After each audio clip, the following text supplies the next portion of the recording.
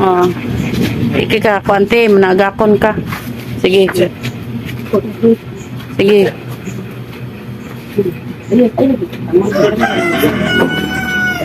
Mga duwa na ni Kasimana, no? Isa.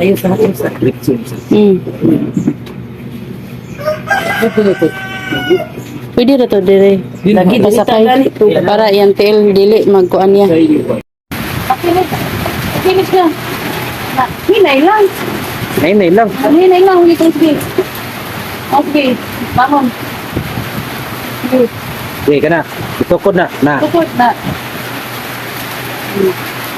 Bangon na kasi nga na. Okay, mapuno. Ha? Kung siya, bangon siya, may nasa yung pakitan. Pinana na nga sila na taplak, din sa tupan ng siya.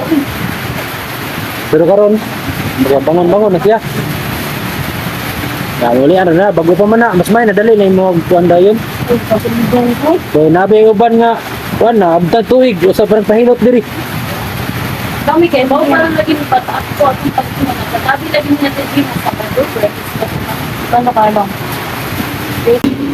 Ikaw ka naman kamot eh. Di ba ganiha? Luspad kayo? Ipaningot na.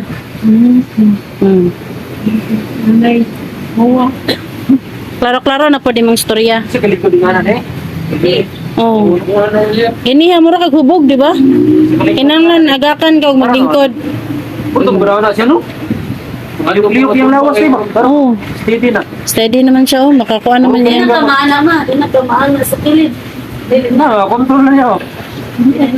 Ibaling ko na yung mga ulo bigas. Oo. Balance na ko yung balance. Pero kaning sa imuhang ba maginahinay na nano, di na siya para ganyan nga hiwi kayo. Kung ang imong tiil, kung bisaka ko no, i-try sa ka imong tiil. Oh, inaw og hinay.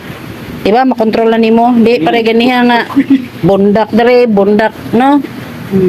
Makontrol na nimo. So ang akong kuan na nimo ani te exercise lang gid.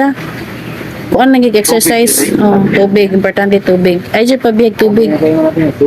Mga higala, kani among hilot makatabang, pero ang saktong diagnosis ug ang tambal gikan ra gid na sa mga medical professionals. Unya dili gid nato kalimtan gyud ang mga tambag sa mga doktor. Ug labaw sa nga tanan, magampo ta sa atong labawng makagagahom para sa atong kaayuhan. Kay kami pod nagampo sadmi para ninyo. Ug maora to mga higala. Thank you and God bless everyone.